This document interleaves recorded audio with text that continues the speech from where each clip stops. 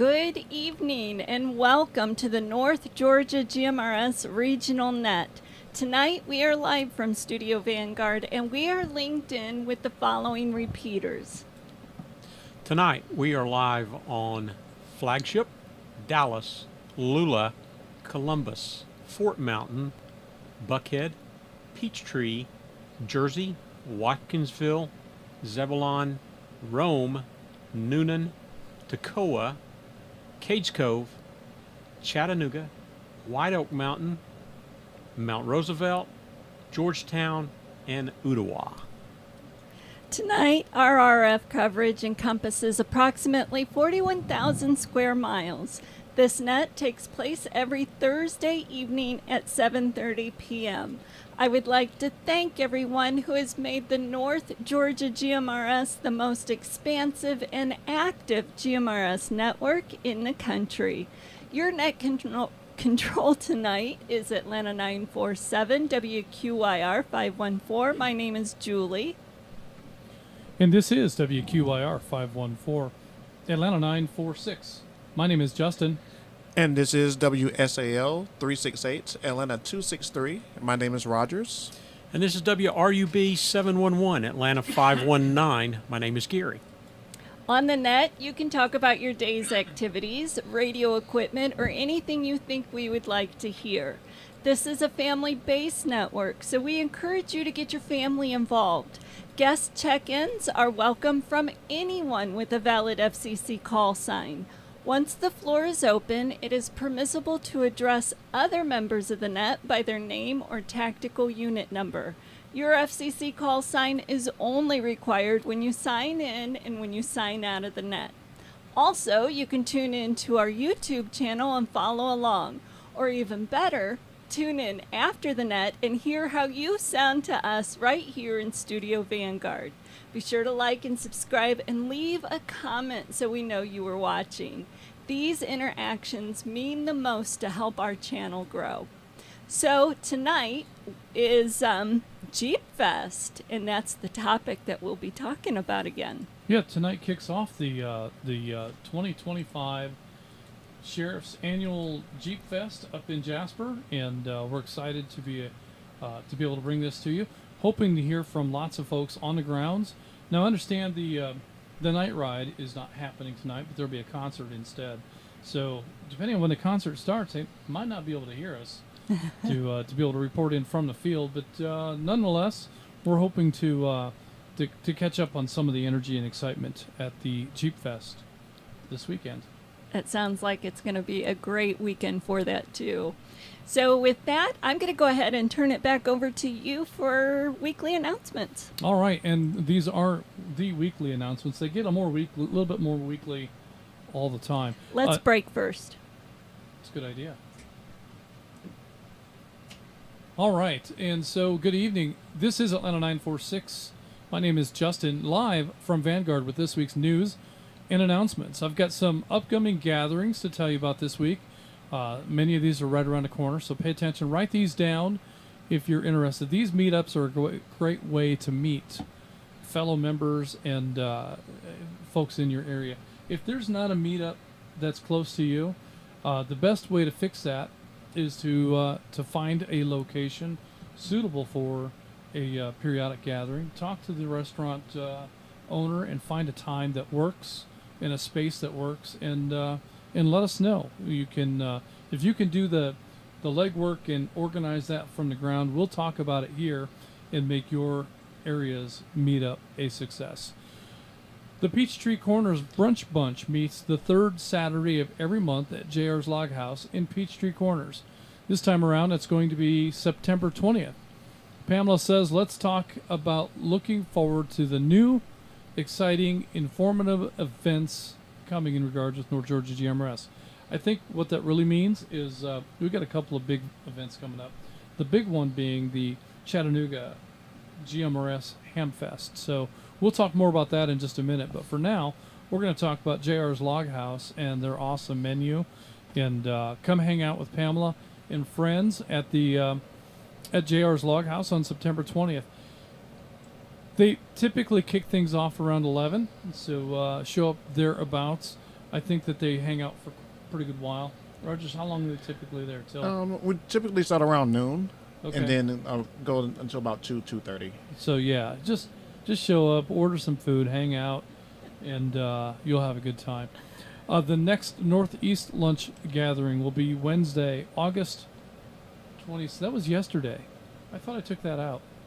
That's going to be sometime in September, probably on a Wednesday at Roosters in Dahlonega. So, yeah. And the next West Side Luncheon is September 13th. The Rabbit Hole Gang will be back this Sunday, but the net topic is stockpiling. So we'll find out more about that. Be sure and tune in this Sunday for the Rabbit Hole Gang. Now, the luncheon is September 13th. It says we are still complicated. So I don't know if that means that they're still trying to figure out their life schedule right now. There's a lot of things in the air. So, show up at the Taco Mac on September 13th. Hopefully David and Lisa will be there, but even if they're not, there's no reason we can't gather as a community and continue on these traditions. So life is challenging at times. Let me break. And we may need to offer some grace and some space to navigate some of these challenges. Also in the Kennesaw area, we have the Meet and Geek is going to be Tuesday, September 9th at the Old Town Grill on Cobb Parkway, around the corner from the McCollum Airport.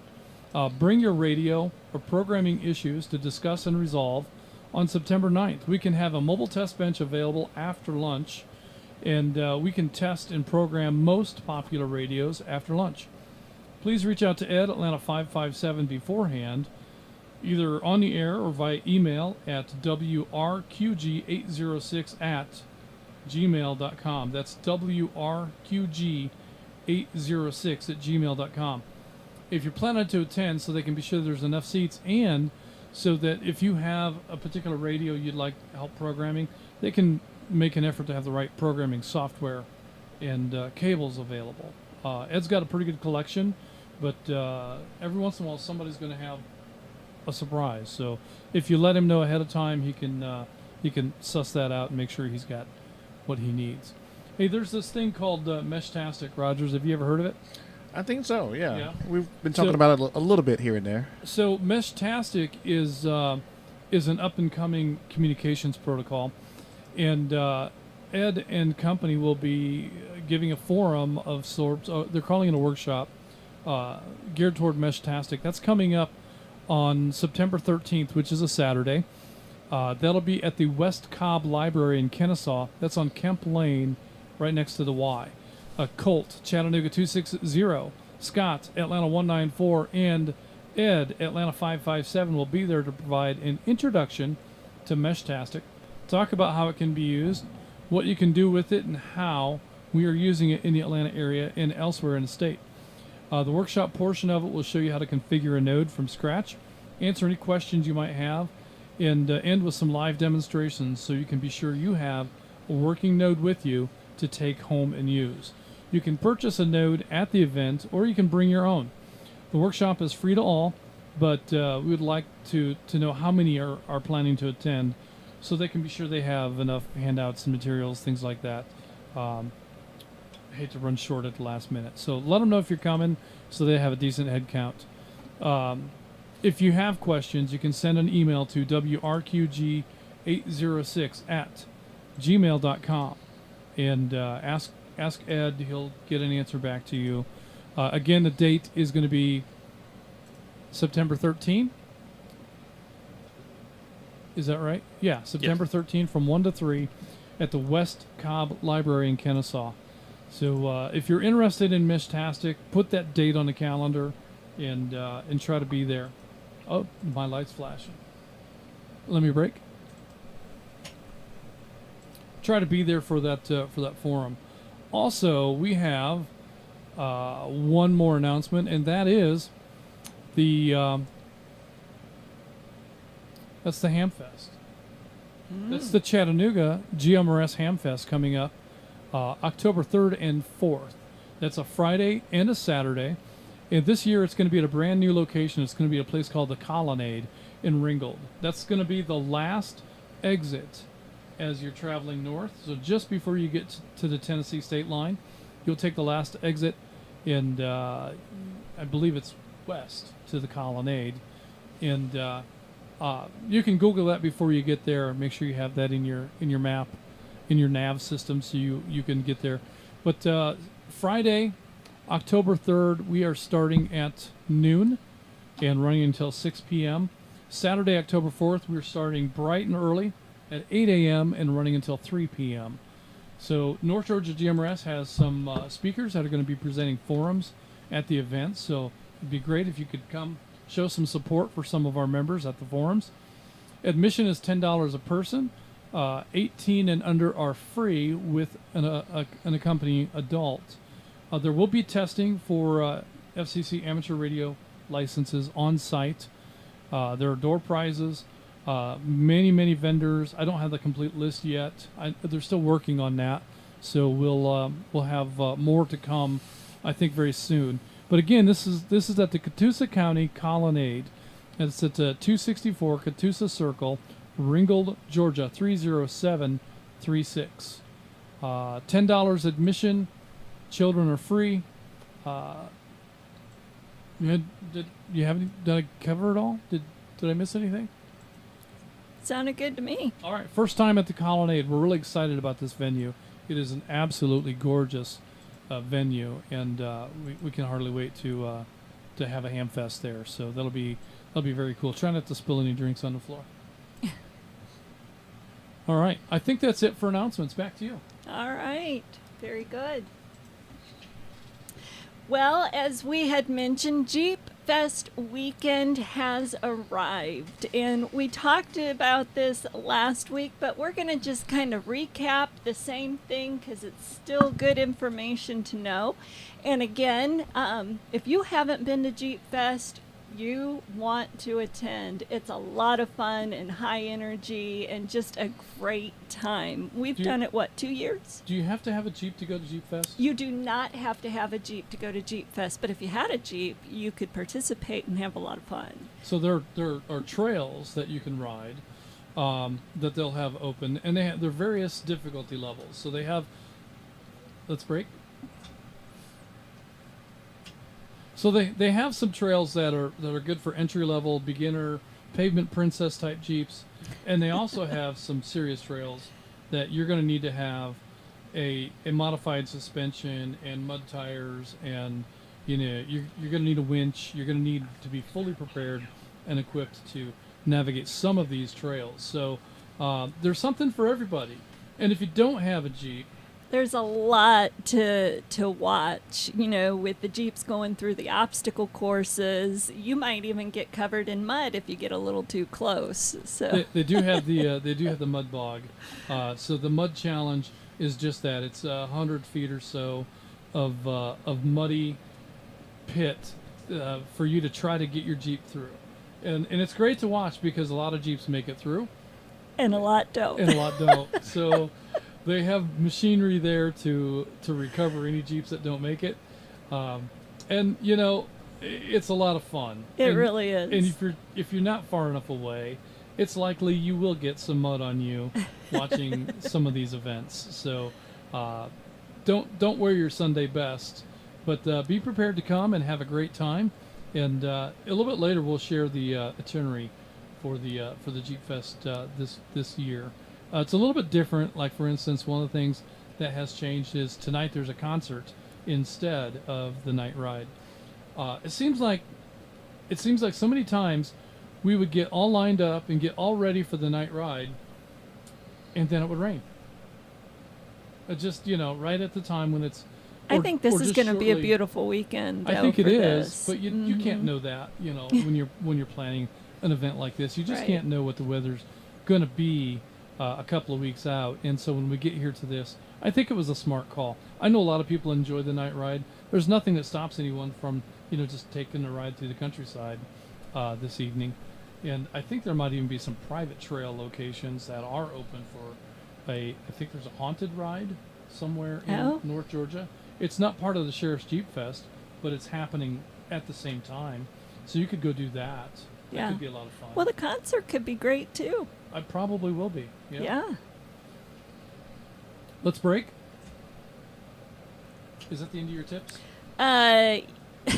Did I interrupt your tips? You certainly did. So anyway, as we announced last week, Vanguard will not be at Jeepfest, and we will not be holding a directed net during the Jeepfest activities. However, many members of North Georgia GMRS Network will be attending Jeepfest, and this is the perfect opportunity for our members to make a difference at this event. Although Vanguard will be absent, many of the communications and volunteer opportunities remain. Trailheads still need to be manned. Trail reports are still needed. Volunteer communication operators will be needed around the Sheriff's Command Center to relay messages to the Jeep operators. Trails will open for rides on Saturday and Sunday morning.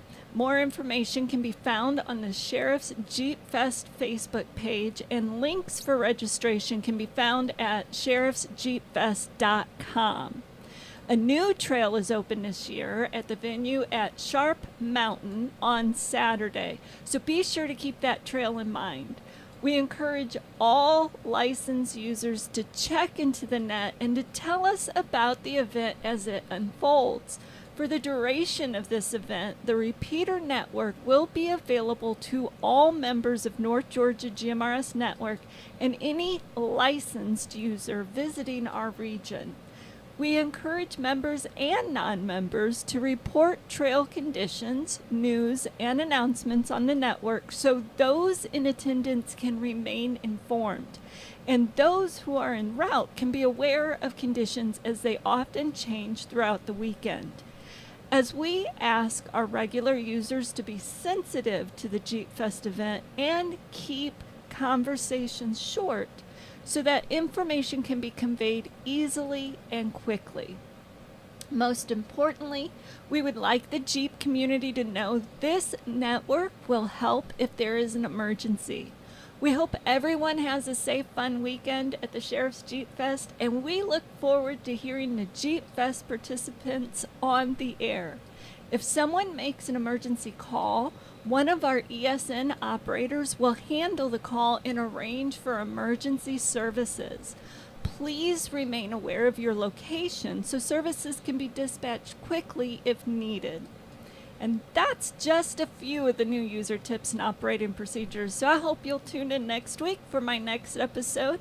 And again, remember, if you have any questions or suggestions for new user tips and operating procedures, just send me a note at julie@nggmrs.org. We are North Georgia GMRS Network. All right, thanks a lot for that. And yes, we do have some folks that are scheduled to be monitoring. And so our ESN network is just that. It's our emergency standby net. So these are operators who are trained to monitor the network, and if an emergency call happens, they have the resources available to be able to contact emergency services in various parts of the state, various counties throughout Georgia, Tennessee, and some in Alabama, throughout the majority of our listening and coverage area. So if someone does make an emergency call, please make way for one of our ESN operators to step in and handle that call. That'll be the most efficient way for us to get any help needed to any place where it's needed. And hopefully you won't hear much from our ESN operators through the weekend. They may occasionally come on and just make mention that they are indeed monitoring. We would like for people to know that they're there. But we want to encourage traffic to continue as usual. Just be sensitive to any lengthy conversations. Try to keep them short and keep the rag chews to a minimum in case somebody does need to jump in. They don't have to wait for a break. They can just have the airways mostly open throughout the weekend. Anybody that's out on the trails, when you finish the trails, if you would please come on the air, call out to an ESN operator or anybody that you know might be monitoring, and just give a brief description of the trail conditions, what kind of equipment might be needed to operate on a given trail, and that sort of thing. as the weekend progresses, trail conditions often change, and maybe a trail will close due to vehicle breakdowns or things like that. And as soon as you can make us aware of that, we can make additional Jeepfest visitors also aware of that condition. So we would appreciate any of those kind of reports from any of our members or non-members that might be out on the trails this weekend. If you hear traffic from someone and you don't recognize a TAC number, let it ride. As long as they've got a call sign, we'll sort all that out after the fact. But we'd like for our guests in the area this weekend to appreciate and enjoy the network, and maybe they'll appreciate it enough to go home and decide to send a contribution or become a member. So that's I think Jeepfest. Yeah, that's what we're talking about tonight, and that's what the weekend is really all about. What are we talking about next week? I don't know. What do you want to talk about next week? Well, according to the calendar, and September is Preparedness Month, right? Mm. And this is right up the alley of our rabbit hole, folks. So we oftentimes worry about stepping on some little bunny toes. We need to break. But we're going to be careful about that, and so we have a couple of emergency preparedness-oriented topics that we're going to go through September. Okay, so the first one's going to be basically emergency food and water storage. So we'll talk about that next week on the net. The following week, we're going to talk about emergency power, generators, solar panels, batteries, that sort of thing. Later in September, we're going to talk about emergency communications, a radio comms plans, and some simplex operations. And we're going to wrap up September Preparedness Month with how to plan for terror attack. So these are the topics that are coming up. So I hope that you'll tune in the next few weeks and participate in some of those conversations. All With right. that, I think we should go ahead and move on to check-ins. You think anybody really wants to check into this thing? Oh, well, let's see. All right, let's do that. We're going to go ahead and continue with check-ins. We've got a really good list so far, and whoever's helping out with the YouTube check-ins, I really do appreciate that. It's going to be tough for me to keep up with those and everything else that's going on tonight. So we've got on YouTube, we've got Gainesville 63. Willard has checked in from Homer. I've got Chattanooga 69 Ronnie in Las Vegas. The Velvet Elvis is hanging out on YouTube. Chattanooga 190 Clifford in Culleoka, Tennessee. Did I say that right? Yes. I think I got it. Sounds good. I think that's it. Sound good to me. We've got him checked in on YouTube. And Atlanta 123 Jarius in Ellenwood is also checked in on YouTube. I'll try to catch up with some of those YouTube check-ins as we continue with check-ins from any repeater other than Flagship. If you're checking in on a Flagship repeater, please hold your traffic. We'll come to those check-ins here shortly. Net Control, standing by. This is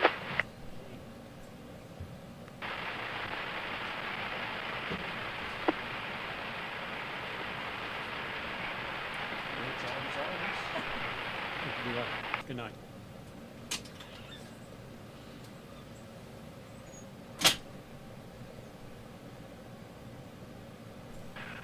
This is Blue Ridge 20 on an HT WQIJ 536 checking in. He already checked in. Yeah, I didn't report. I didn't call him out though. This is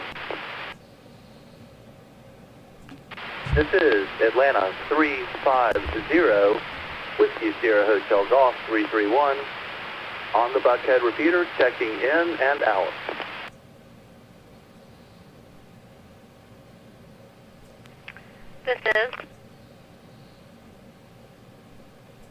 This is WRVR 303 Chat 31 checking in, looking for my husband and checking out.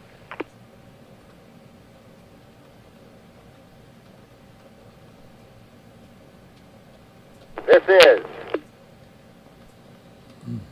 is Atlanta 295 WFJL 977 on mobile, checking in and checking out. Thanks, Net Control.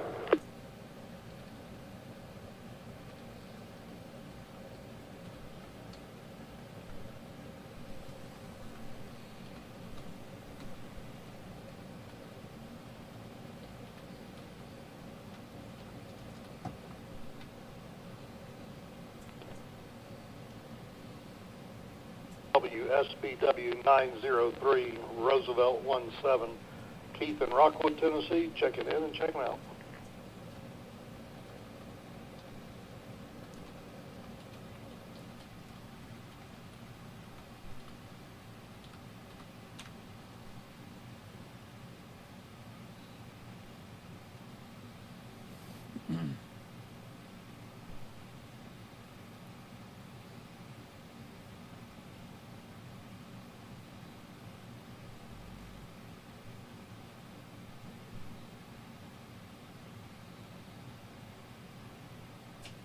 All right, let me go ahead and acknowledge this round of check-ins.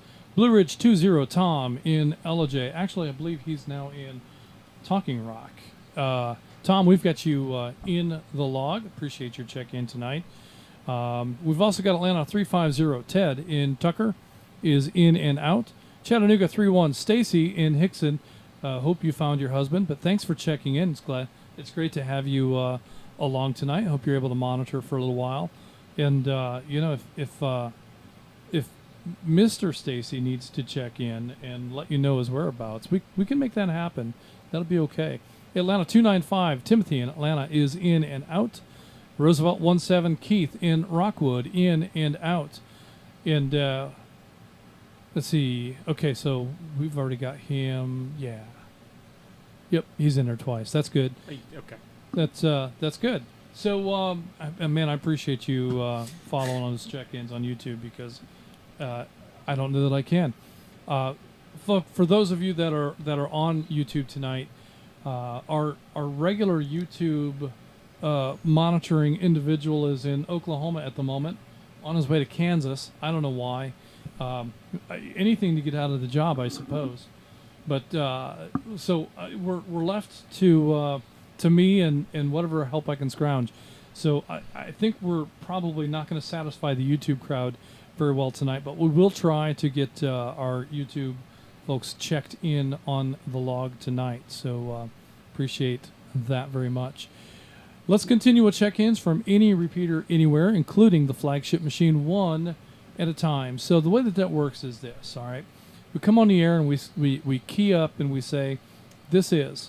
And then we unkey our push-to-talk button, our microphone, and we listen briefly. 5, 10, 15 seconds. Not too long, just long enough to know whether or not somebody else is on the air. If you hear somebody when you unkey, let them finish their check-in, and then when the airwaves are clear, try it again. This is unkey, listen. If the airwaves are clear, come back with your call sign first, then your tactical user number, and then we'd like to hear your name and your general location. So I don't need your address. We don't need to know exactly where you are. We just like to know what general area you're in. And if you are a member, your whatever information you entered to become a member will populate on our screen just as soon as we enter in your TAC number and your region and your TAC number. So we key in, like for instance, we just got a YouTube check-in from Atlanta 355. So when we enter in from a drop-down ATL, and then we move into the next tab and we type 355, it puts in everything else for us, the call sign, the name, and the location. Let me break. So that's how the logging system works here, and the way our listening system works best is if check-ins come one at a time. And we do that by calling out and saying, this is, pause briefly and listen, and if the airwaves are clear, continue with your check-in. Net control standing by for check-ins from any repeater anywhere. Holy cow, we got 49?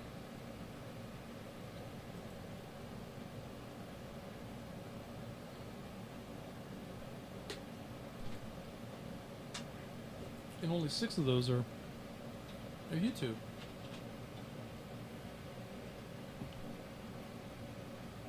So that's on the right track. It's pretty good. Maybe that's all we're getting. Oh. All right.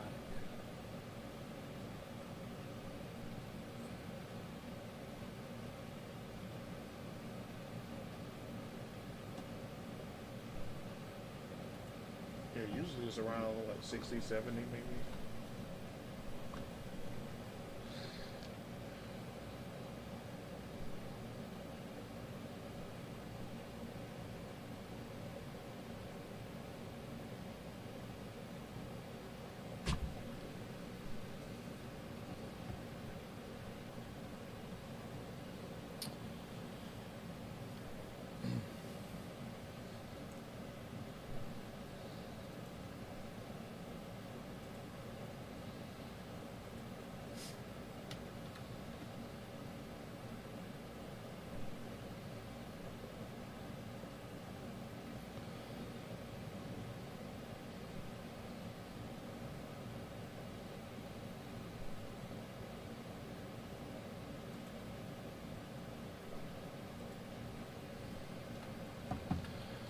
All right, we're going to go ahead and acknowledge not hearing any check-ins from the flagship repeater or from any repeater anywhere. We're going to go ahead and acknowledge what we have. We've got a handful of YouTube check-ins here. Atlanta 766 Jeff in Monroe. Atlanta 355 already called out to Damon, but we've got him in here. We have Noonan 41 Bud in Noonan is a YouTube check-in. And we have Gainesville 43 David is checking in from the hospital at Northside Gwinnett. Seems that his heart is practicing for a NASCAR race. That's interesting. However, a little bit concerning. I'm glad you are able to comfortable enough to check in and monitor with us tonight. Hope that they're able to get to the bottom of what's going on with the NASCAR heart and get that thing get the RPMs down just a little bit. We're just glad that he doesn't have his HT keying up and throwing off all his telemetry that they have hooked up to his heart tonight. Yeah, is that an issue with pacemakers? Can you operate an HT when you have a pacemaker? Does anybody know the answer to that? Surely somebody on YouTube knows. Yeah. We'll get the answer here at some point. Maybe Miko can do some research on that. I saw Miko in the chat. Miko's there. with us. He's with us tonight. All right, Miko. Mike's not here tonight, so if you don't mind throwing your call sign in there with us, and we'll get you in the log. We got lots of folks in here. We've got Columbus 25. Peter in Columbus is in here with us tonight. I see Adam is in here. Atlanta 244. And who else do we have? I'm sure I'm missing a few. We'll get them sorted out as we go. But again, the topic for tonight is Jeepfest. So we'll go ahead and move up to the top of the roster. Roosevelt 34. I had a tough copy on that, so I might have got the entry wrong. But let's see if Trey is monitoring from Rockwood. And they just had the Jeep invasion up there at Pigeon Forge, I think a week or was it 2 weeks ago. So this is all stuff that the Tennessee folks may very well be familiar with. Did you have a chance to participate in any of the Jeep invasion at all, Trey?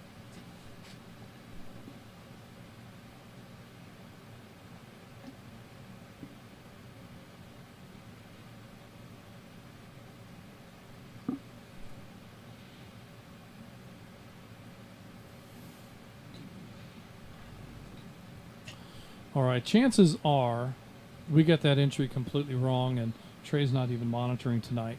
But we're going to go ahead and show Trey as in and out, even though it might have been somebody else. Sorry about that. If it was somebody else, I hope they were able to check in at some other point in the roster there. The Jeep event was in Tennessee over the weekend. Happened to be up that way, and about every 3 cars on the interstate was a Jeep. It was a big event. And I know that the hotel rooms up around LJ were just jam-packed this week, so I think a lot of those folks came straight from Tennessee, right into the Jasper, LJ area. And right on to Jeepfest. Yeah, right on to Jeepfest. So, if you had a long way to go to get home, that would be the way to do it. But yeah, so we're going to go ahead and show Trey as in and out, and move on to Cades Cove 30, Ben in Knoxville. Ben, did you have a chance to hang out with any of the Jeep invasion up there in Pigeon Forge?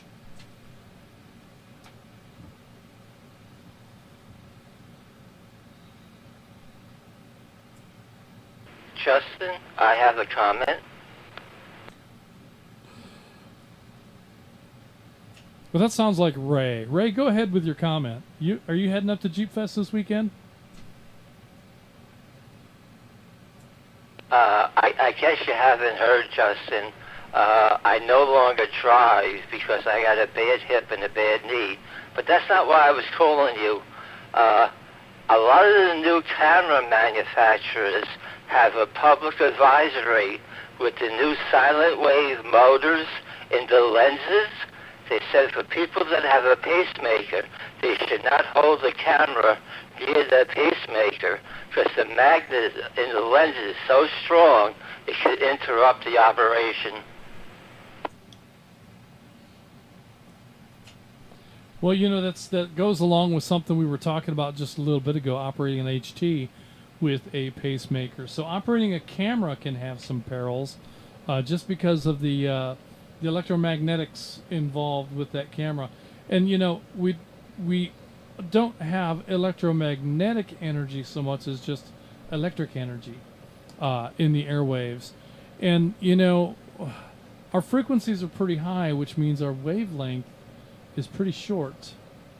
And I suppose it's entirely possible that we could interfere with some of the circuitry with a pacemaker. So I would recommend that you check with your doctor and maybe the manufacturer of the pacemaker, see if there's been any shielding or any testing done related to that. And if you were going to be fitted for a pacemaker, these are maybe some questions to ask. There may be some different brands and different options available for radio operators, and there could be some versions of pacemakers that have some hardening or protection against external influences like radios and camera motors. That's really interesting, Ray. Thanks for that comment.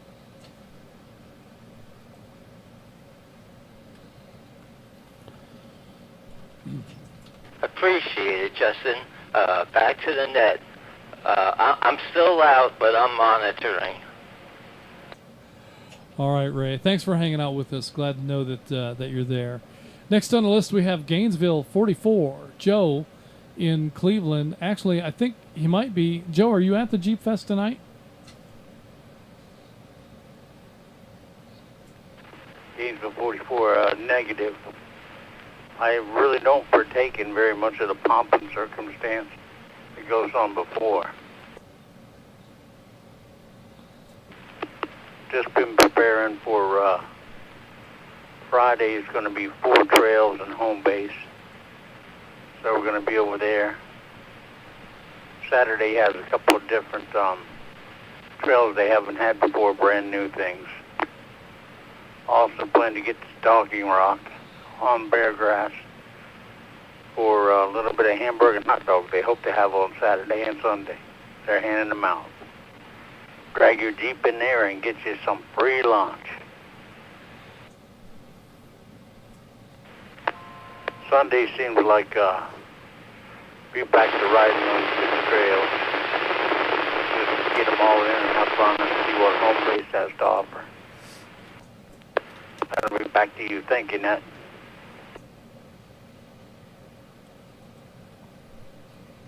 That's awesome, and nice little rundown. Yeah, I get it, because tonight's really going to be a concert, and who knows what the music's going to be. I have developed in my age a bit of an aversion to crowds. Riding around on the trails in a Jeep sounds like a heck of a lot of fun, but hanging out at a concert is not something that appeals to me like it once did. I love live music. I just, I could do without the crowds these days. So we live in a different world, and it used to be that, being a part of a big crowd was unconcerning. There was nothing really to be worried about or think about. But these days, it's a different ball game. It truly is. If there's three people in the grocery store line in front of me, I get a little tense. It's a crowd. I move to the next line, that's empty. Yeah. It's just, but hopefully those folks are having a good time tonight, and it's a safe night, and they have a good time. Well, I hope that it's a safe night, and considering that the sheriff is already there, one would hope. Would hope. Maybe that will be enough to discourage any mischief. But the concert is not something that I would probably want to be a part of. But I get it, and I understand. The night ride has been a disaster for the last several years, and between equipment breakdowns on a trail that you can't really get around a broken down vehicle in, that messes up the night ride. Weather sometimes comes in, and when it comes in right after it gets dark. So we get a trail that's perfectly passable 1 minute to soup the next. And the night ride is supposed to be an easy trail kind of ride. So I think this makes a lot of sense, and I think this is a great idea. So with that in mind, I hear what you're saying about mostly just the rides and hot dogs. There's nothing beats a free hot dog. So all right. Good stuff, Joe. Did you have anything you wanted to add? Gary says your mic is just a little hot. Oh, that will take care of it. Thank you. Look forward to seeing some people out there from around here. Probably be on the air giving you some updates on the trails as we get them. Have a great night. Thanks. All right, Joe. Yeah, and I'm looking forward to hearing some of your trail reports too. When you come off the trail, let us know what you saw and what the conditions are, and what you think, what you would recommend people take a look at. Next on our list is Atlanta 102 Jim checking in from DragonCon. I didn't realize DragonCon was going on at the same time, but that's it's been 6, 7, 8 years ago. I was in Midtown. I was at work, and for some reason I was on the train. I had to go. I think I had to go to a MARTA office to pick up. I'd lost my keys on a bus, and they had them down I think at 5 Point Station. So I'd ride down there and then navigate into whatever building that office was in. And while I'm going down there, I'm seeing all these people dressed up in various costumes. And in particular, and if I can find a picture, I'll post it. There were these 3 girls dressed up in, one of them was a redhead, one was a blonde, and one was a brunette. And they looked like cartoon characters, just the way they had their makeup on and whatnot. It was just the most bizarre thing that they were live people that actually looked more like a cartoon character than a person. And so here I am, a 50-ish year old man, asking these girls if I can take their picture just because they were just so unique from what I'd seen. So I take the picture and I come back and I show my son that I was at DragonCon. He's like, "You nerd." Anyway, I guess they were the Powder Puff girls. I still don't know what that means. Power Puff, maybe? Power Puff, something like that. Something like, yeah. Powder Puff, Power. What's the difference? I'm not sure. Yeah. Not sure. In any case, they were cute. It was fun. Lots of other characters, costumes. But what struck me about DragonCon was that it was like real life anime. And the costumes made these characters look like they were cartoon characters, but in real life. I was fascinated by that. So that's my DragonCon story. Jim, what are you experiencing at DragonCon this year?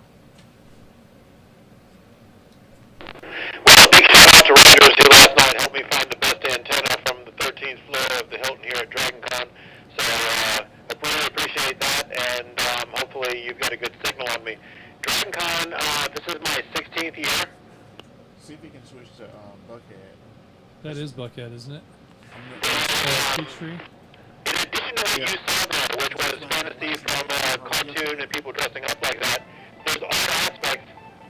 In Peachtree, he was crunchy, but Buckhead was like fantasy and authors and everything to do with science fiction.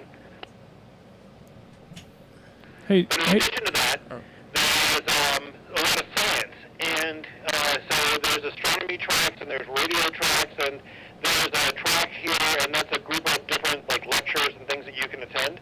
And some of it has to do with, they call it Apocalypse Rising, but it's really things like prepping and what EMP is and how to get clean water.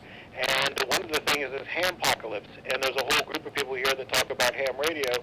And I like to find folks that find that to be more prohibitive to be able to get into and remind them that there's another alternative that doesn't require quite so much to be able to entry, and you actually have the same resources and ability to be able to reach out and help and get the help you need should a situation happen. So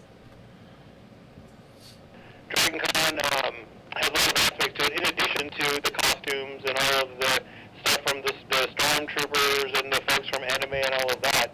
But in addition to that, you get all different aspects of fantasy and science. And so the science fiction bleeds over into things like, prepping stuff, and also space and satellite communications, which is one of the things I'll be doing here, in addition to looking at all those costumes. With all that, back to Net Control, and thanks for letting me take the time to talk about DragonCon. Very good. Well, Jim, can you do me a favor and switch to the Buckhead repeater? Do you have that option available? I'm on the Buckhead repeater right now. Hang on, let me see how many watts I'm putting out. His Dragon is overmodulated, big time. Yeah. Blue Ridge 20. It sounds like it's bandwidth. It's not set right. Is that him? Was that you on flagship? We had to make a volume adjustment here. What we had before was so heavily overmodulated. We missed the majority of what you talked about. I did hear you talking about a ham con sort of an opportunity, and how you're encouraging folks that there's another option with regards to GMRS where you don't have to become a ham. You can just get a GMRS license. I think that's great that you were able to do that. But if that was you on flagship, go ahead and come back with that story all over again, because it was so overmodulated we were unable to hear it. I significantly dropped my power. How do you copy me now? Yeah, still severely overmodulated. Yeah, and well, I'm seeing you on the Peachtree machine. Can you switch to Buckhead?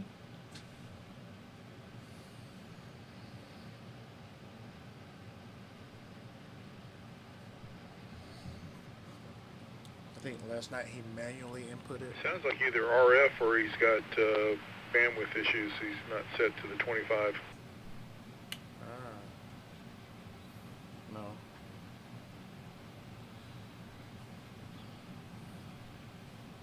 All right, Jim. I'm going to give you a couple of minutes to see if you can sort that out.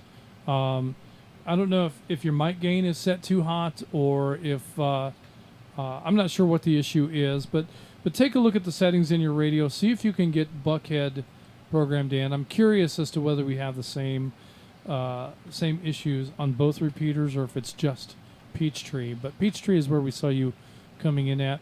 I'm going to move on, but we're going to come back to you in just a few minutes. Next, let's go to Chattanooga 260 Colt. I think you said he was at Cades Cove. Colt, go ahead with tonight. Did you participate in the Jeep invasion at Pigeon Forge at all? This is Chattanooga 260 WSTM 494. Yeah, my business had a booth there. We have one every year. We do probably, I don't know if you know, but one of my businesses is an off-road shop, so we probably make, I don't know, 5 to 10 custom Jeep builds a month. Those can be anywhere from 2 to 3 inches up to crazy Jeeps. Like we have one we call the Barbie Jeep we made that's with a $500,000 build. It's huge, it's obnoxious. You can look it up. It's crazy. Good break. That being said, yeah, the Jeep people. I love the Jeep people. We have a bunch of ducks we give away too. I think what we're missing out here, the key pivotal part of this whole conversation, are the ducks. Like it's just baffling to me. All the ducks. Like you got ducked and you got ducked. Ducks are pretty crazy. I will tell you though that GMRS, not so much North Georgia GMRS, but GMRS in the Jeep community, big deal, as y'all know. But I can't tell you how many of the Midlands that we've installed in the past 12 months into people's vehicles. And how many conversations, you might even heard me key up in the middle of the day where I'm showing a Jeep owner what North Georgia GMRS is, how you get involved, that whole process. But yeah, we do a lot with the Jeep side, and GMRS is, it's riding a nice shotgun in that community. This is Chattanooga 260 WSTM 494. I'll be back to you, sir. Yeah, one of the things that we'd found at Jeepfest in particular, and I'm sure this is true at a lot of the Jeep events, is these guys will show up and they don't know anything about radio. They just know they want one. I need a radio. Everybody around me's got a radio, and I don't have a radio, so I need a radio. Where do I get a radio? And Midland does a fantastic job of marketing kits that are ready to assemble, ready to install. It comes with everything. It comes with the antenna. It comes with a microphone. It comes with the radio. It comes with the cables that you need to hook it up. It comes with an antenna mount. It's all there in one box, and it's click, purchase, deliver, install. It's super simple.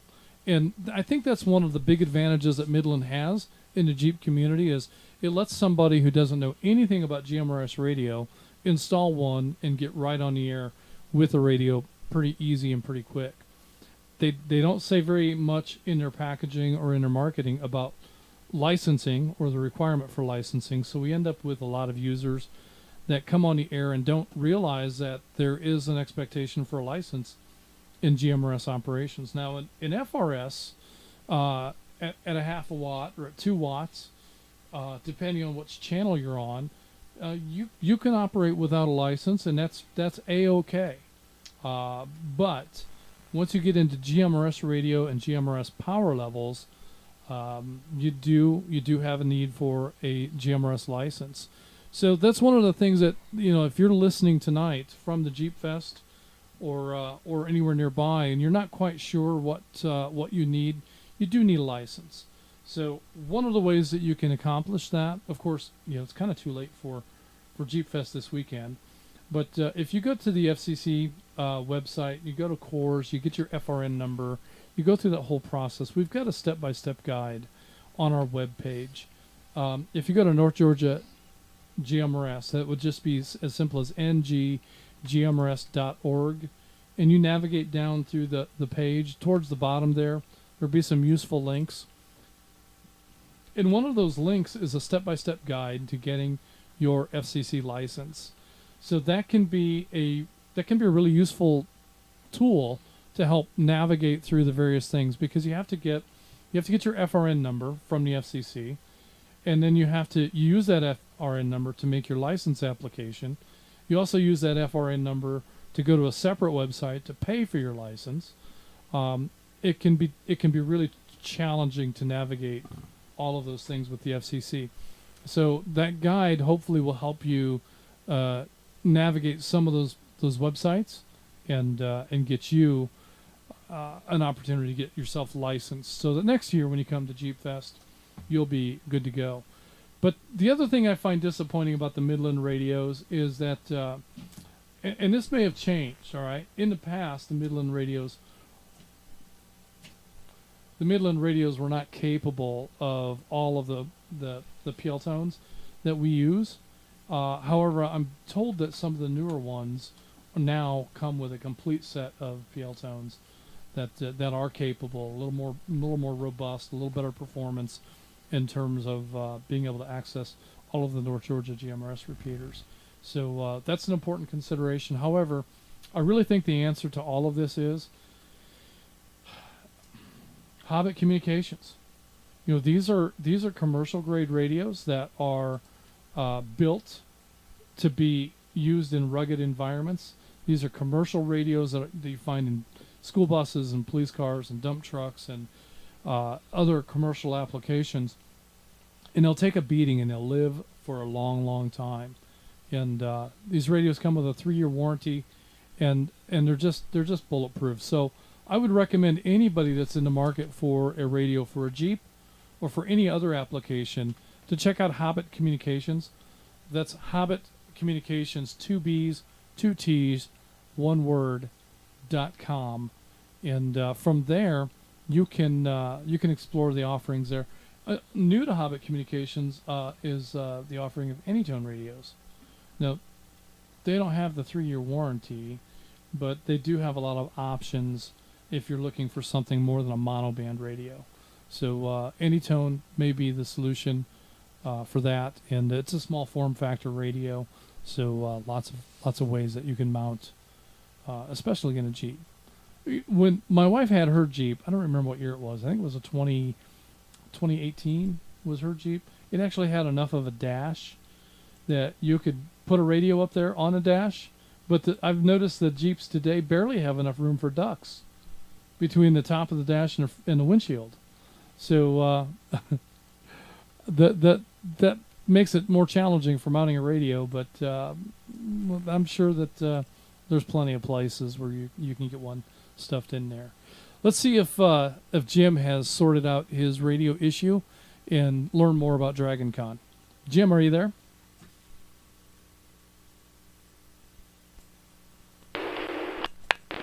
I'm here. Can you copy me over, or am I still overmodulated? Okay, so the peaks are definitely overmodulated. Maybe if you back off the microphone, we'll at least be able to hear you. But that first time around was just super crunchy, and it was really, really hard to hear. But if you back off of that microphone, I think we might be able to get this in. Probably just a mic gain issue, you think? Could be, yeah. Yeah, so that might just be all it is. But if you hold that radio away and try it, I think we've got a good shot at getting you in here. All right, well, with that said, I'll hold the microphone away and talk a little bit lower. Here at DragonCon, and DragonCon is everything you were talking about, but in addition to the fantasy and the Star Wars and the Star Trek stuff and all the costumes, there are science and technology and STEM type tracks that they have so that you can go to classes on how to find water after a nuclear emergency or how electromagnetic pulses really work back from fiction. And another big thing they have is a ham-pocalypse series where they explain the benefits of ham radio in reference to being able to communicate if something went wrong. Let me break. And there are astronomy and other science tracks, including satellite communications and things like that. And as you picked out, I guess, of my earlier communications, sometimes it's great to reach out to folks who find getting directly into ham radio to be a bit prohibitive, to find out that there's a friendlier, more accessible option, and that's called GMRS. And so it's fun to kind of be an ambassador in some of those conversations. And with that, I'll send it back to you, Net Control. Very good. I love the opportunity to explain two-way radio to people that just don't have, any real background and know a little bit about ham radio, but a lot less than they think they do. So that'd be cool. That'd be a really cool setting to be able to sit down in and engage people about GMRS radio and amateur radio, and in the apocalyptic scenario that you had briefly mentioned, just having some basic radio skills, having an understanding of how signals propagate, what happens if you're in a low spot versus if you're up on a hill. If you're in an apocalyptic situation, you might not want to be on that hill. You might need to be in that low spot. So understanding what those limitations can be can have a big impact on how your radio might perform if you're dealing with an emergency grid down kind of a situation like that. So these are all things that we explore and learn about in our Friday Night at 9 series. So if you have a chance to participate in the Friday Night Simplex Challenge, I highly recommend that you do that. It's a great opportunity for you to learn more about how your radio works and how your radio can work in a repeaterless environment. And if you're talking about being prepared and in emergency communications, that may very well be the situation that you have to navigate if we ever get into a situation where modern day luxuries like electricity are hard to come by. So good stuff. Have a great time at DragonCon. It sounds fascinating, and the science and technology. That's one thing that always interested me, was how much science fact you come across when you're watching things like Star Trek or Star Wars or any of these sci-fi shows. And there are concepts that sometimes really test the edges and the boundaries of our understanding of things. For instance, dimensions. All right, we know about the physical dimensions, and we know about time. We know a little bit about space, but we don't know very much. All right, we know that there are vast distances involved, but we don't know what the matrix of space is really made up of. And are there different energy levels? Are there different planes of existence? Are there, all of these questions that come into play from these science fiction angles? These are all things that we just don't have a lot of practical knowledge of. And it's kind of like exploring the depths of our oceans. There's stuff down there that we've just never really been able to put eyes on because of the massive depths that are involved, and space can be very much the same way. Let me break. So that's fascinating that DragonCon includes that kind of discussion. And I think that science fiction, you take a look at the science fiction of Star Trek from the early days of Star Trek, basically everything about Star Trek that was science fiction in the late 60s, early 70s with the exception of space travel being a routine thing, everything else, the tricorder, we have that. And we can now, scientists can now teleport atoms in different molecules.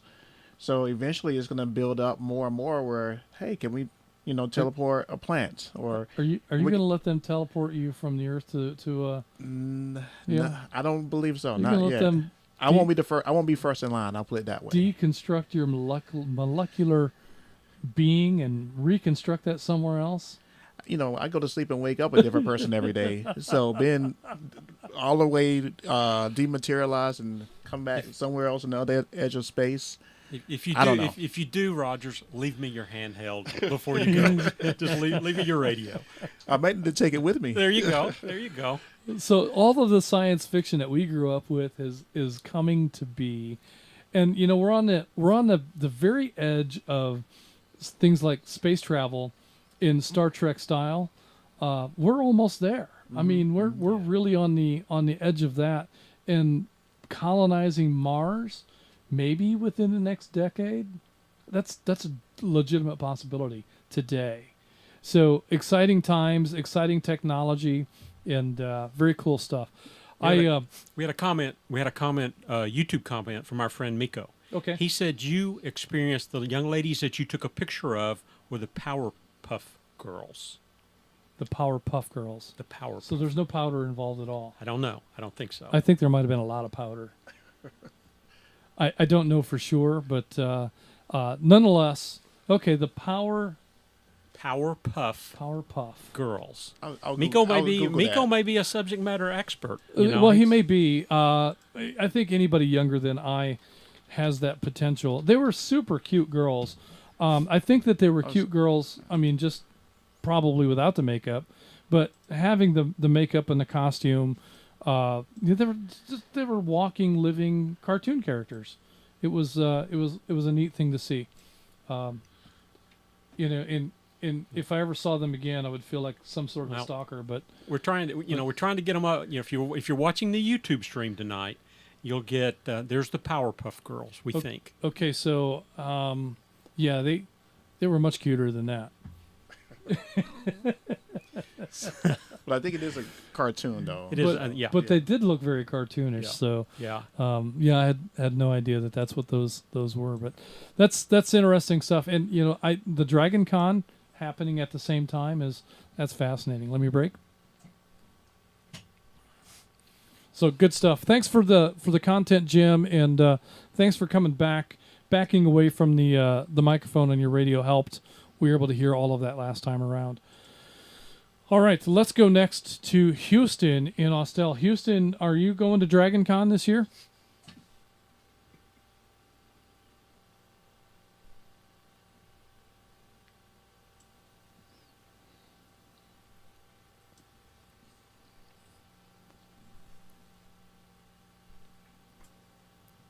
Hi, good evening, Justin. I was actually checked in and out, but no, sir, I'm not going to Dragon Con or the Jeepfest.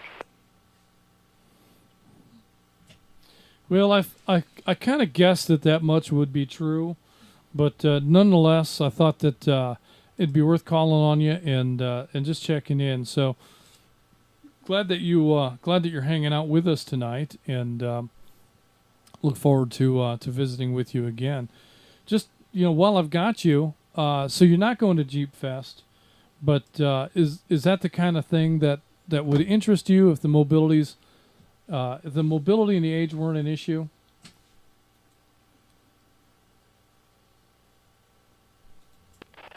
Yes, sir, most definitely. I did have a Dodge Ram Charger and hung around with a lot of people that run the Broncos and Jeeps and all many years ago, but I guess we outgrew it, and well, like you say, it just got older. I did one. Yeah, that happens to us, and but you're still here and you're still hanging out with us on the radio, and that's awesome. I really appreciate you being a part of North Georgia GMRS Network, and look forward to many conversations with you yet to come.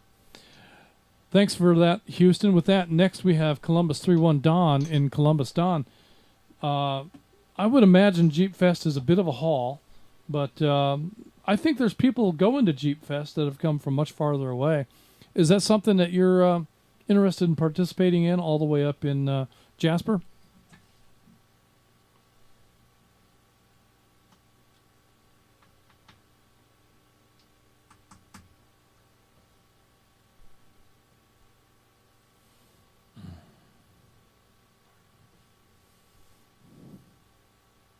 Don may have been in and out. Let me take advantage of waiting for Don to take a look at our chat and see if I've missed anything.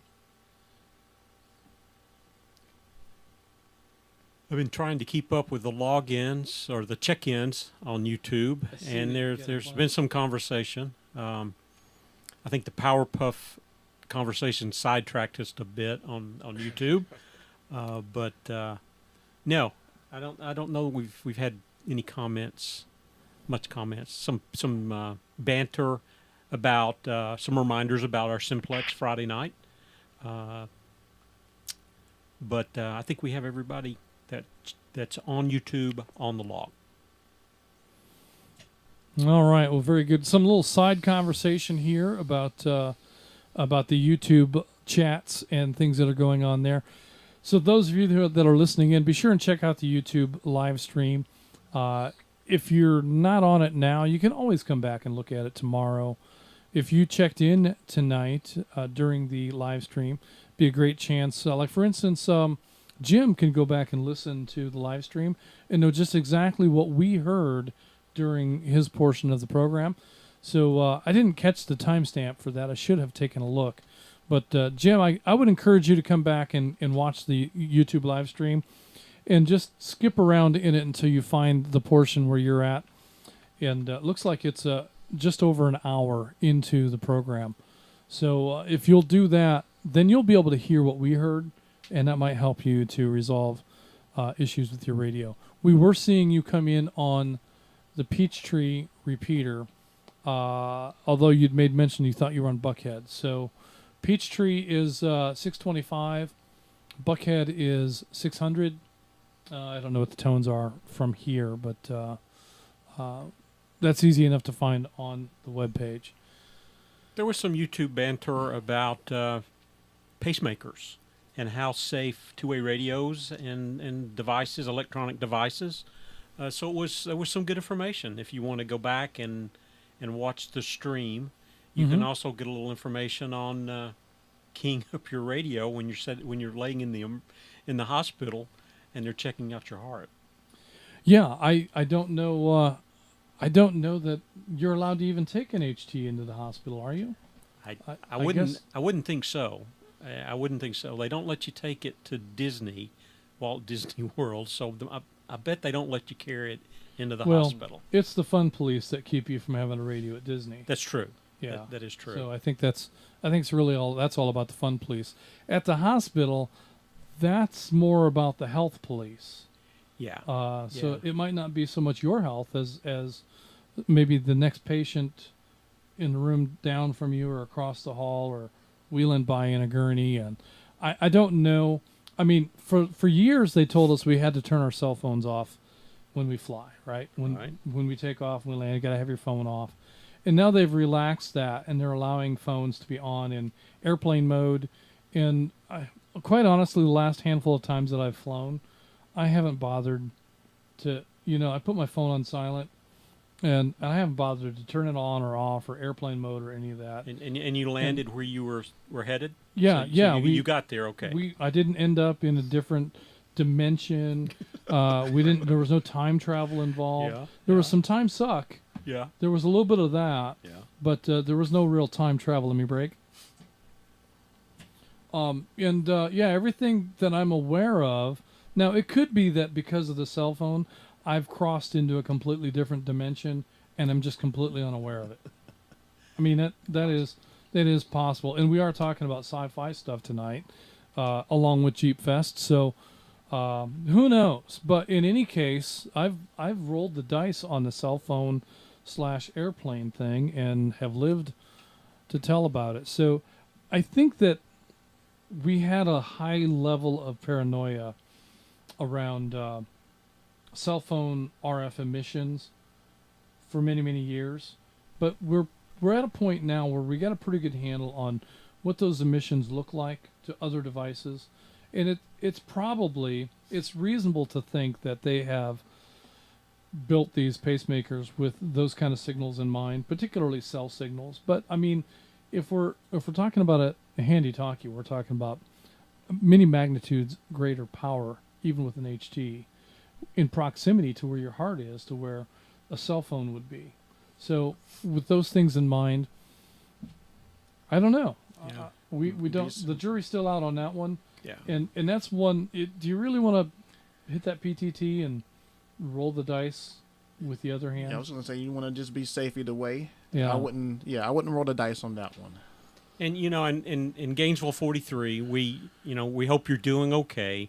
We're kind of making light of pacemakers and such, and you're laying there in the hospital. So we send you our best from the net. We hope you're doing okay, and it was good to have you join via YouTube tonight. Yeah, we're glad that you did. We just hope that you were able to safely. Yeah. Exactly. Right. Yeah. Exactly.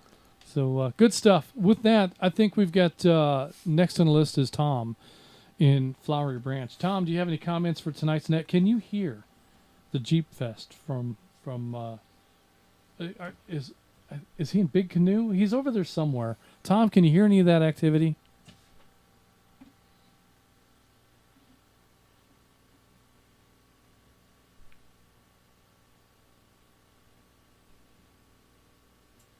Well, good evening, Net Control. This is Tom, Atlanta 532 in Flowery Branch. If this is the Tom you're talking to, I really can't hear anything going on at the Jeepfest. No, Flowery Branch is I wish I farther could, away but than. anyway, is it me you're talking to there? Yeah, Tom, I was thinking that you were more over in the Big Canoe area, but Flowery Branch is farther away. So I that was my bad. But, from here on Saturday nights, I can hear Dixie Speedway. And, I can't hear the announcer, but I can hear the engines. And it's always an enjoyable sound to hear those big V8 engines roar across the woods. And I really enjoy that. And it's funny because I was up at Mike's place up in Blue Ridge a couple of weeks ago. And apparently they race in Blue Ridge on Friday nights. Then they come down here and race on Saturday nights. Because on Friday night up there, I could hear the race cars. And it sounded very much like it sounds here. So it's also peculiar that the track is almost the same distance from Mike as it is from me.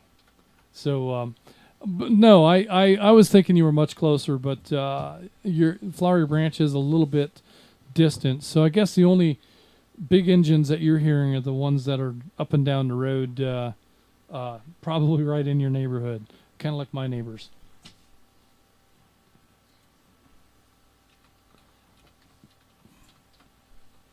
Well, you got that, and I'm just a stone's throw away from Interstate 985, so I can hear the traffic there, and occasionally a Jake brake comes on from a big truck, and that's always awakening. But anyway, talking about the Jeepfest, haven't been in a Jeep in a long time. A buddy of mine in high school, but we're going back a half a century, used to have a old Willys two-wheel drive Jeep, and we went places in that thing we probably shouldn't have gone, but we're still both here walking the earth, so we made it. And I want to let everybody know that got to remember that the Pickens County Association and all the volunteers out there do this for a really, really good cause to raise money to help kids, and there's nothing wrong with that. Well, that's a good point, Tom, and this is money being raised for children's charities. In fact, one of their mottos is "Crawling for the Kids." So when you go out there to enjoy, just know that the money that they raise is being well stewarded in terms of this isn't money that's just getting wasted on stuff. In fact, my experience with the foundation is that they're really careful about the dollars that they spend. So that's something that I appreciate out of a charity. I really do want, if I'm contributing to a charity of any kind, I want them to use the money that they have with care and consideration, and not just, buying stupid stuff and luxury items for themselves. And they don't do that. This money is very well utilized for the children charities, and it's not just one charity. They split it up amongst several charities, with the primary going to a focused charity each year. So very good point. Thanks for that. The other thing we should consider, the temperatures are really mild today, and I haven't looked to see what the weekend forecast is. Last year was pretty hot. We're fortunate to have these mild temperatures right now. I hope that they remain through the weekend. But even in mild temperatures, when you're in direct sunlight, you can overheat and you can dehydrate pretty rapidly. So just want to make a reminder to make sure that everybody takes plenty of water. And one of the cool things about having plenty of water is that if you come across somebody that looks like they need some water, you can pretty easily give them some water because you have plenty, right? So if you only have a bottle or two for yourself, that's good. That's better than not having any. But if you've got plenty of water, then it's easy to share that water with somebody who maybe didn't prepare as well as you did. So, all right, Tom, thank you for that. Next on our roster, we have Atlanta 26 Flip from the beautiful Druid Hills. Flip, do you have any comments for the net tonight? You going to Dragon Con or the Jeepfest? It's funny. I had a CJ5 when I turned 16, and I really enjoyed being a Jeeper. But no, I'm not going up there this weekend. I am, however, attending Dragon Con, more in particular the parade on Saturday morning. I think, this is my personal opinion, but I think the Dragon Con parade is the best parade in Atlanta all year long. It's really awesome. Lots of crazy outfits, from cartoon characters like you were talking about to, Star Wars people and all kinds of crazy stuff. It's really, really a lot of fun to watch, and maybe even take pictures if you feel like it. But yeah, it's really awesome. So I'm gonna scoot on over there Saturday morning and check it out. Very good. Well, I suppose you could make a trail report from Dragon Con if you were so inclined. I see no foul in reporting some of the observations that you make from the event. But I think that folks might be a little bit confused if you do, not realizing that you're not at the Jeepfest. I think the general assumption is going to be most traffic is going to be Jeepfest oriented. But yeah, we've got up on the YouTube channel right now the webpage from the Dragon Con. So yeah, come on out to check out the parade. That does look like an interesting parade from the photo I see right here. Yeah, I'm trying to see if those a picture of the girls that you saw, or they kind of look like that, or not really. They looked like kids, like teenage kids. They're just super cute in their costume, I guess. And it really did look very cartoonish. I guess she looks a little cartoonish, but not that much. And the guy with the beach towel, he just looks like a guy with a beach towel, whereas the cartoon stuff, I've seen some of those costumes, not just at Dragon Con, but, I used to ride the train from time to time. You would see that stuff on the train. And the costumes always impressed me as all out. That these are costumes that somebody has put time and thought and energy and money into to make them look right. And that's always been impressive to me. Even though I've never actually been to Dragon Con, some of those things that I've seen around Dragon Con have always kind of impressed me. But I'm even more impressed at the science and technology conversation we had just a little while ago, because I never would have considered Dragon Con as being a place for that kind of a thing. But it makes perfect sense, because science fiction is just science fact a little bit early. It's futuristic. I mean, Gene Roddenberry was a visionary. I mean, literally everything from Star Trek is a reality. And I saw just the other day, well, my iPhone had to have its periodic software reboot.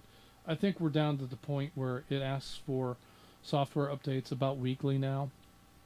So the last one that it got, it came back and told me that it has enhanced features for reading things like blood pressure and blood chemistry and stuff through your iWatch.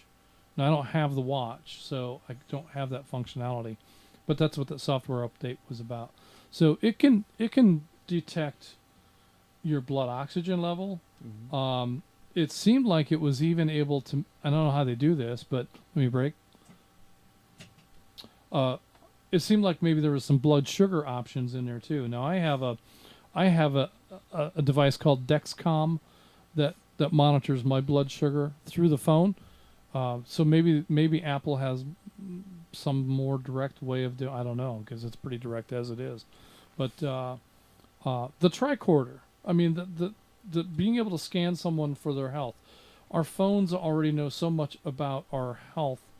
Our phones can be they can sit by the bedside and they can monitor for sleep apnea, and they can report how well you sleep at night. Our phones do that. Yeah. The tricorder. Right. So it's just the technology from those movies and those shows. It's all come to be. So what we need today are some really well written sci-fi shows that push those boundaries even further, because it seems like science fiction is just a few years from science fact. Yeah, and you know what? I look at even the time when I was growing up, or even my parents, or even grandparents, and our normal everyday life that we have now is considered like science fiction back then. Oh, absolutely. And, you know, just from video calls to, travel, how we travel here and there so quickly. Right. Everything, if you brought someone from the 1920s into this era, their minds will be blown. Oh, to be able to walk into your living room and say, what's your name? What's the weather going to be outside today? And get a full-blown weather report. Yeah. Coming out of the walls of the house. Somebody from even the 50s or 60s would be blown away. We don't have to go all the way back into the 1800s. No. Just a handful of decades ago. Yeah, go back and watch 2001 Space Odyssey and look at all the technology that, if you watched it and you were my age, you went, wow, that's out there. That'll never happen. Right. Well, I mean, they were using telemetry, monitoring where they had a band on their arm like we have today. Right. It's scary. Right. It's scary. And now we have artificial intelligence. So, one of these days, Hal's going to kill us all. Right. RoboCop. Oh, yeah. Arnold tried to warn us. I just hope that Sarah Khan is out there and she can save us all. All right, Flip, did you have anything you want to follow up with? There's actually some pretty cool forums that are going on at Dragon Con. Like, there's a track, I don't really understand how it's all organized, but there's a track called Electronic Frontiers or something like that. And, for example, Sunday night, 8:30 p.m., there's a talk about meshing around with Meshtastic. At 10 p.m., Hacking 201. At 4 p.m., can you copyright a vibe? So there's a lot of interesting, wild stuff. Personally, I think the best money is not to spend any money, but just go sit by the entrance and watch everybody coming in. You all have a good Labor Day weekend. Talk to you soon. All right, Flip, that is true. It is Labor Day weekend, so we get to celebrate that as well. Most of us are going to have Monday off. I'm looking forward to a little bit of rest and relaxation on Monday. We do have 5 or 6 days of work packed into my work week next week. So just because we get the day off doesn't mean don't have to do the work. But it'll be nice to be able to relax a little bit. So good stuff. I like the idea. People watching is one of the coolest things. You know, that's one of the things, like, they tell you to get to the airport 2 hours before your flight, right? And that's like at least an hour earlier than you really truly need to be there. So you got some time to kill.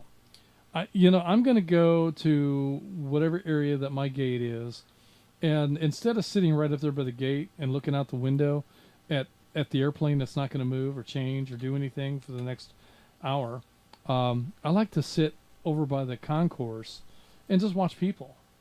And that is, if I've got to kill time and there are people to watch, you're going to see all kind of things.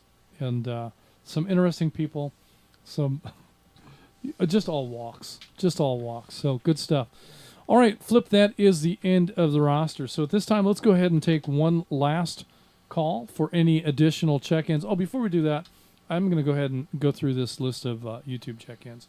But we're going to come back to that, and we'll take a last call for check-ins and any questions or comments. But first, let's take a look at our YouTube check-ins. Stand by. We have, I think I've read some of these already, but I'm going to go ahead right here at this start. And Atlanta 766, Jeff in Monroe. We have Atlanta 355, Damon in Canton. Noonan 41, Bud in Noonan.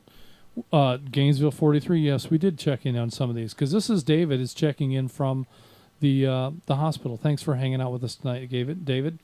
We have WRQE 398, R. Ferguson from Hayesville, Kansas. Atlanta 244 Adam in Covington, Columbus 25 Peter in West Point, Rome 34 Lee in Rome. We have Atlanta 557 Ed in Kennesaw, Atlanta 558 Denise also in Kennesaw. Imagine that. We have WRZD 727 Hatchet Jack Phillips, waving from Ohio. Thanks for hanging out with us tonight, Hatchet Jack. Atlanta 379 Scott in Sandy Creek. Blue Ridge 30 Greg in Blue Ridge. Atlanta 298 Joe in Villa Rica. Gainesville 58 Jonathan in Oakwood. We have Miko from upstate New York. We have WSIF 678 Aiden in Alto, Georgia. We have Atlanta 306 George in Loganville. Tacoma 22 Adam in Alto. Atlanta 374 Lamar, the old man prepper in Dawsonville. And finally, we have Atlanta 964 Richard in Duluth. Those are the check-ins we have. We're going to take one last round of late check-ins. We'll take a scan through YouTube to be sure that we haven't missed anything. And any questions or comments, Net Control standing by. This is WQYJ 536, Blue Ridge 20. I did check in earlier, but I guess I missed the roster. So we'll be checking in one last time and heading into the house, and enjoy listening to the net. Blue Ridge 20, clear. This is WSR 8977, McDonough 24. We're checking in and out.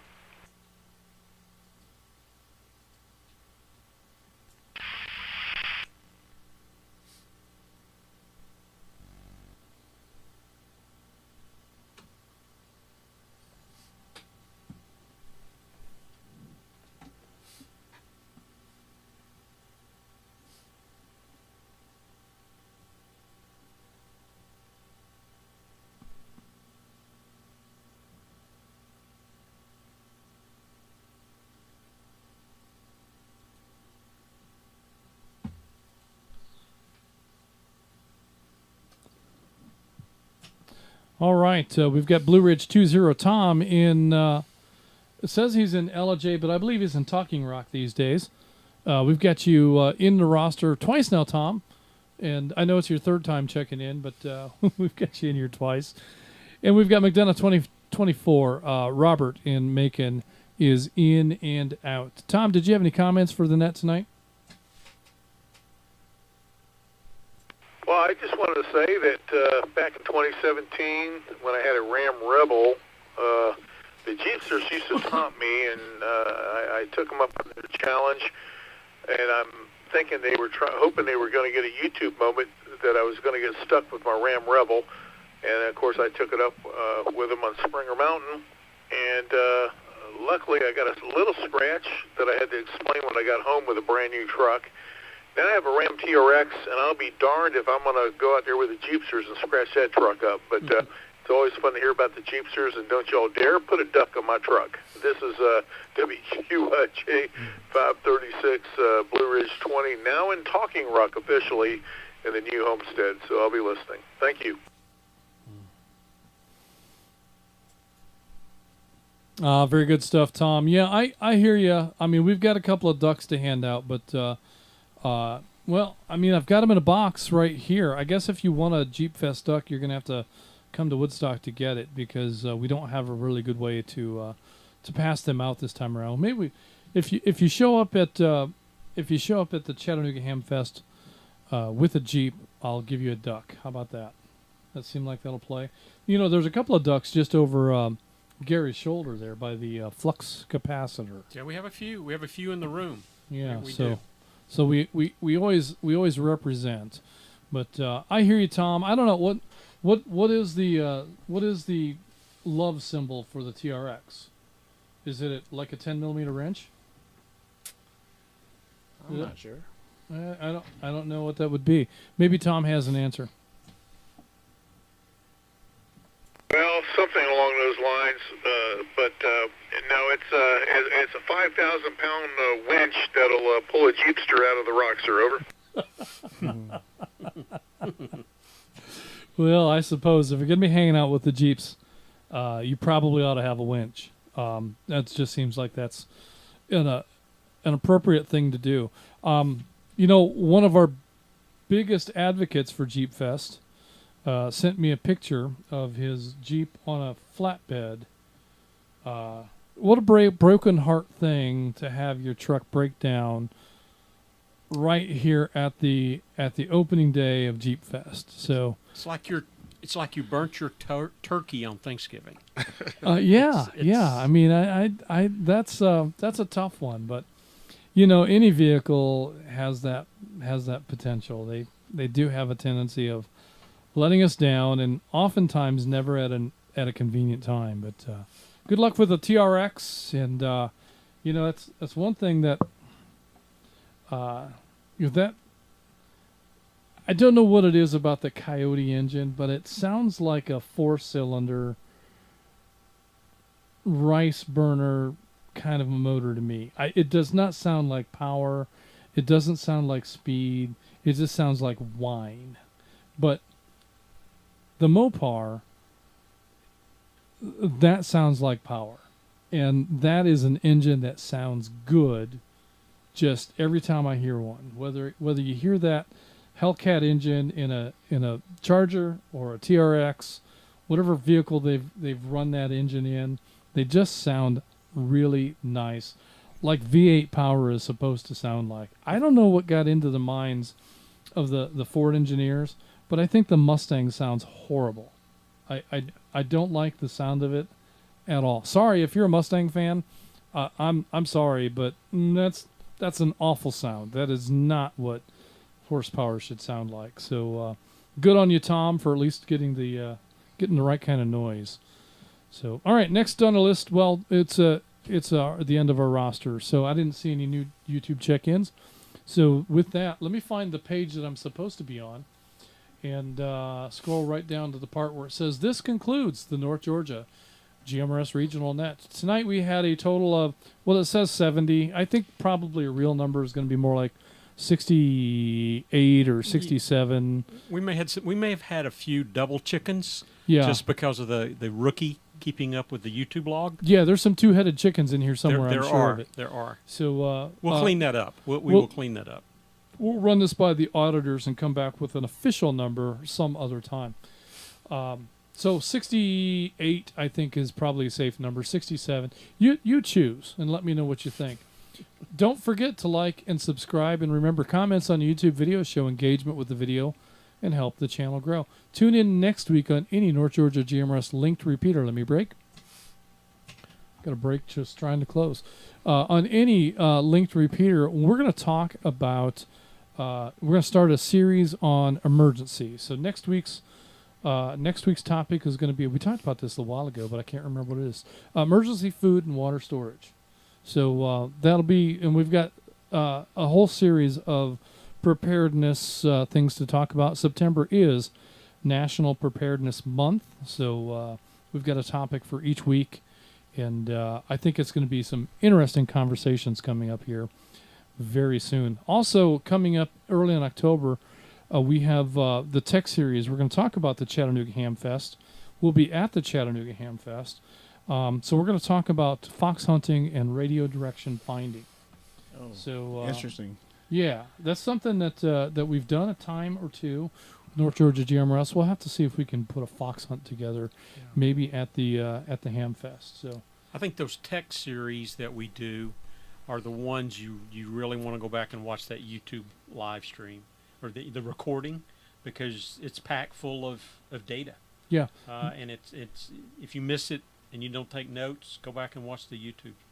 So definitely, we got some good stuff coming up, and we hope to see you on all of the upcoming North Georgia GMRS Regional Net broadcasts and live streams. Everyone who signed in should sign out. Net Control will now be returning repeaters back to normal use. I want to say thanks to every one of you for allowing us to serve as your Net Control this evening. Good night, everyone. This is Atlanta 946 WQIR 514. My name is Justin. And this is WSAL 368, Atlanta 263. My name is Rogers. And this is WRUB 711, Atlanta 519. My name is Gary.